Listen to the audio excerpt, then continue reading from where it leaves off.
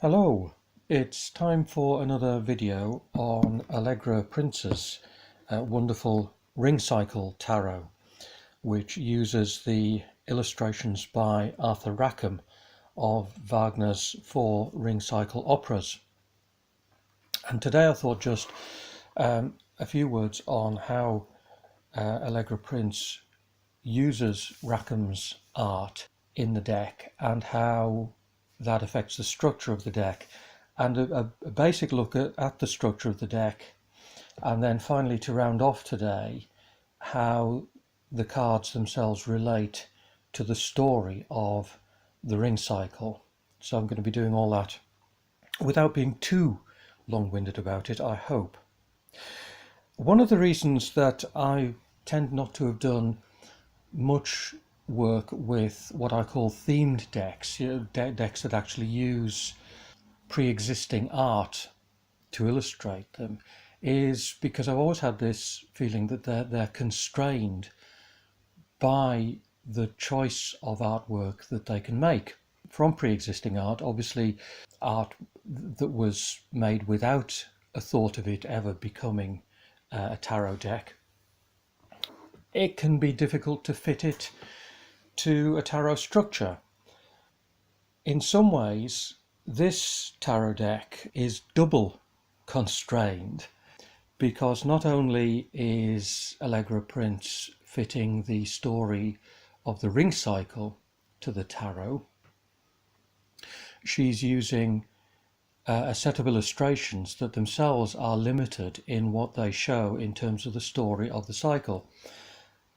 This shows up most basically in the fact that obviously there are 78 cards in a tarot deck, and Arthur Rackham created 64 illustrations for the ring cycle. This obviously means that in the tarot deck some of those illustrations get used at least twice. They have to be. There's also a constraint that there are some significant moments and significant characters in the ring cycle that Rackham didn't illustrate. Now, Allegra Printz acknowledges this in the book, and I think she's been really clever in working around it and in using what she has in terms of Arthur Rackham's illustrations to produce the final piece of work. Just as one illustration of how that's done, sometimes bits of one illustration are used in different cards, and sometimes that entails actually editing the image, which has been done really well and very cleverly. For instance, here in the Hermit card, we see the characters of Wotan, the chief god, as the Wanderer. Now look down here. There's a little hand coming onto the picture down here, and that actually crops up in another picture. Here we are, the card that's the 8 of Nibelungs, more on the card names in a moment, and here's that hand. This is Mima the Nibelung, who brings up the hero Siegfried after his mother dies. But look what's happened here. On the Hermit card, the hand almost touches Wotan's robe. Here on the 8 of Nibelungs, Wotan has been edited out. Now that happens several times, and usually it's very successful, and you really have to look. You either have to really look hard, or you have to know the illustrations already to notice where it's been done. The only one where it isn't very successful, I think, is in Major Arcana 12, the Hanged Woman, which is Brunhilde bound. Now, just looking at this image, it looks like there's something rather odd about it. There she is suspended upside down, but there's something very odd happening with the lower part of her dress here. And that's because in the original illustration, it looked like that. More like that. And she's actually asleep on a flat piece of rock. And up here, where there's rock here, in the background you actually see the hero Siegfried approaching Brunhilde from back there. So that's what the original illustration looked like, but for the purposes of the Hanged Woman it's been turned that way. and I think not entirely successfully. It looks odd. It's good, but it looks a little bit odd. That's how Allegra Printz has worked with the artwork in general. And like I say, the editing is usually done very well where it has to be. The choice of cards, as I say, is sometimes constrained. She acknowledges that. But as I say, it really does work. It works very well indeed. However, the ring cycle, as this set of 4 operas, it does constrain the structure of a tarot deck. And I'm just going to say a very brief word mainly about the structure of the minors, because the major arcana is a fairly straightforward set of 22.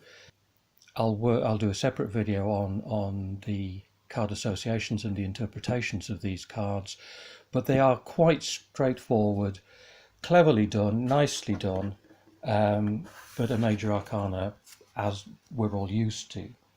The main difference you'll notice in this deck is in the minors, and there are 4 suits as usual, but they're done rather differently in that in the course of the ring cycle there are 4 tribes, families, 4 kinds of beings that we come across mainly, and those are used to represent the 4 suits with their elemental associations. So first out are the gods. I think if there's one thing that everybody knows about Wagner's ring cycle, apart from having heard the Ride of the Valkyries, it's that there are gods in it. And the gods suit in this deck corresponds to the Waite-Smith wands and to the element of fire. Now, it's important to say that not every card in the suit represents a member of the tribe of the gods. The 2 of gods is Wotan's ravens, who go out spying on the world for him, more or less. But there are the Rhine maidens, who aren't gods. There are the giants, who aren't gods. What does happen here in these suits is that the court cards of a suit are members of the tribe of gods. But again, all of the cards have the elemental association, and all correspond roughly to what you might expect from the suit of wands. The cups suit, corresponding to the element of water, are the Welsüngs, called Welsüngs in Wagner's version of the myth. In the old Icelandic poems they're called the Volsungs. The characters of Siegmund and Sieglinde in the ring cycle are Welsüngs, as is their son Siegfried, and they're represented there with various other cards associated with them. And again, the court cards are all Welsüngs. There's young Siegfried at the hunt, Sieglinde, and the king of Welsüngs is Siegmund. So that's Welsüngs, cups, water. In the final opera of the 4, Götterdämmerung, we meet the tribe of the Gibichungs, a seriously dysfunctional family and rather nasty, who live on the banks of the River Rhine. Now here's one difficulty. The head of the Gibichung clan in Götterdämmerung is a character called Gunther. Well, Rackham never did a picture of Gunther, so Allegra Printz was kind of stuck when it came to the king of Gibichungs, and she settled on Gunther's half-brother Hagen, who is, I suppose if you want to put it in these terms, the chief villain of the final opera Götterdämmerung. Hagen actually has the same mother as Gunther and his sister Gudruna, but his father is Alberich, who is a Nibelung and also appears in the Gibichung suit. So that was a little bit constrained, but again, generally pretty good. The Gibichungs correspond to the suit of swords, and their element is air. And finally, a very close correspondence is the Nibelungs. Now, the Nibelungs are a tribe who live underground. They're often called dwarves in English versions of the operas. That's dwarf in the mythological sense of the word, the Norse and Germanic myths of the race who live underground or in mountains and are associated with metalsmithing and mining and all of that. So the Nibelungs are them. And again, we meet Alberich and Mime, brothers who are both Nibelungs, and they're illustrated variously throughout the cards there. Rackham seems to have had a soft spot for the Nibelungs because he illustrated them quite a lot. Although there, as Queen of Nibelungs, there is Grimhilda, who's the mother of Hagen, and they're all illustrated there. So they are the suit of coins or pentacles and the element of earth. So it all works quite well. At the beginning of the very thorough and wonderful book that Printz wrote to go with the tarot, she spends quite a long chapter telling the story of the ring cycle using the cards. So, for example, she calls it the plot synopsis. So here at the beginning of the opera Siegfried, she'll tell the story, and she suggests these cards to tell the story with. There's the Fool Siegfried, the High Priestess Erda, the Hermit, the Wheel of Fortune, and from the Minor Arcana, the 2, 5, 6, 7 and 9 of Welsungen and all of that. So she goes through it very thoroughly and spends a good long chapter telling the story of each opera. What I'm going to do now, after a pause to rearrange the cards that I've got with me, is do something similar myself, just tell an abbreviated version of the story using the cards that I associate with various episodes in the operas, and hopefully it won't take too long. So now we'll have a pause while I get prepared to actually tell the story of Der Ring des Nibelungen, the Nibelung's Ring, by Richard Wagner, as presented by him in 4 operas and by me in a few minutes.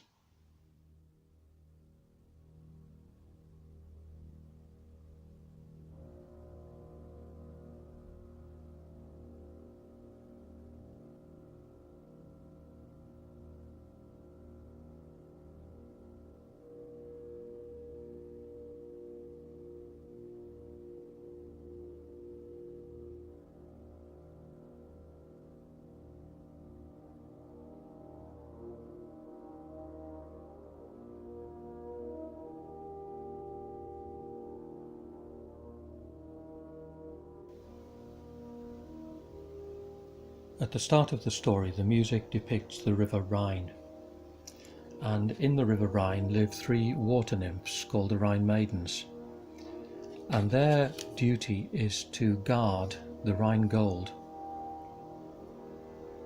because whoever can steal the Rhine gold and make a ring from it will rule the world.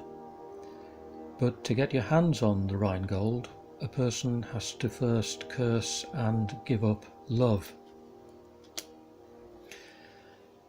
Alberich, the Nibelung, from the underground kingdom of Nibelheim, lusts after the Rhine Maidens, but they tease him, and when they tease him too far, he curses love and steals the gold.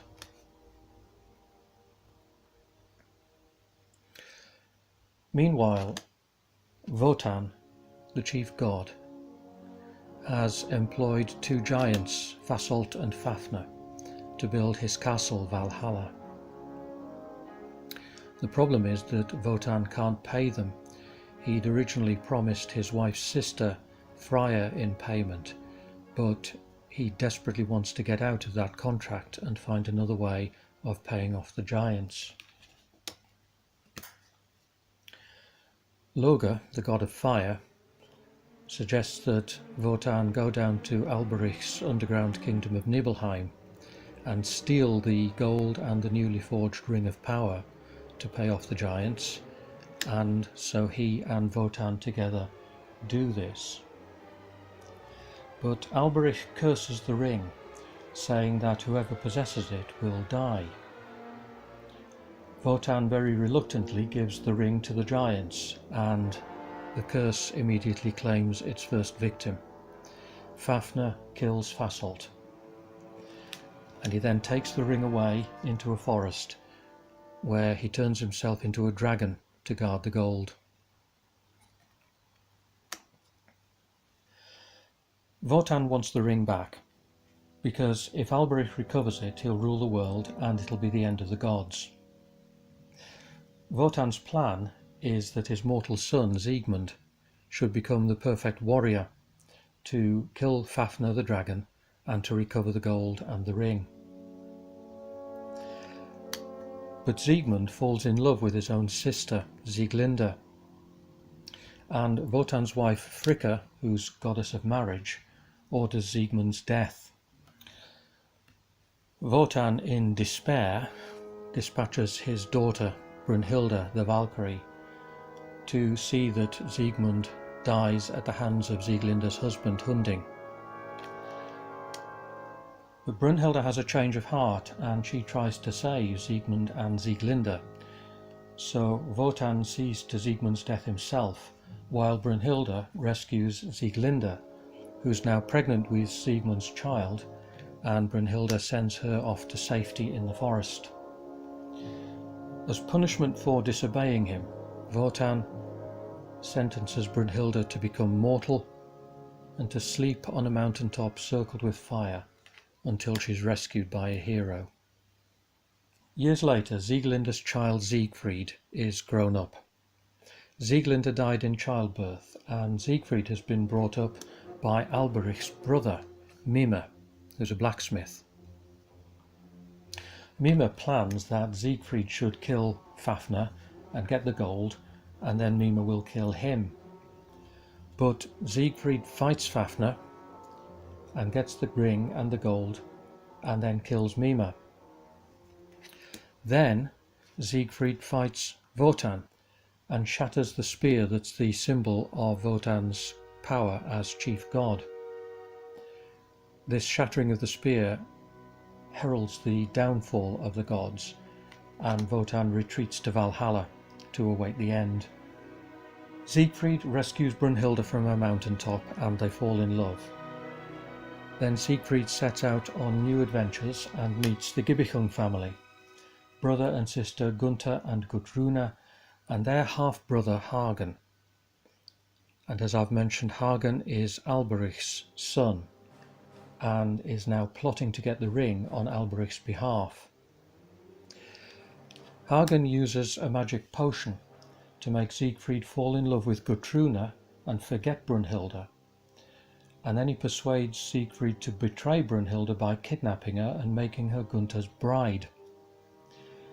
Well, Siegfried does all this, but then Hagen makes him recount the whole story in front of witnesses and kills him, ostensibly to protect Gunther's honour, but actually to get his hands on the ring. But Brunhilde has realised what's going on, and she takes the ring as her inheritance, vowing to return it to the Rhine maidens and calling on fire god Loge to burn the gods. Brunhilde lights Siegfried's funeral pyre and leaps into it herself. The fire burns the Gibichung's castle, the Rhine overflows its banks, and the Rhine maidens take the ring from the ashes, drowning Hagen in the process. In the distance, Valhalla burns. The age of the gods is over, and humanity is left to find its own way.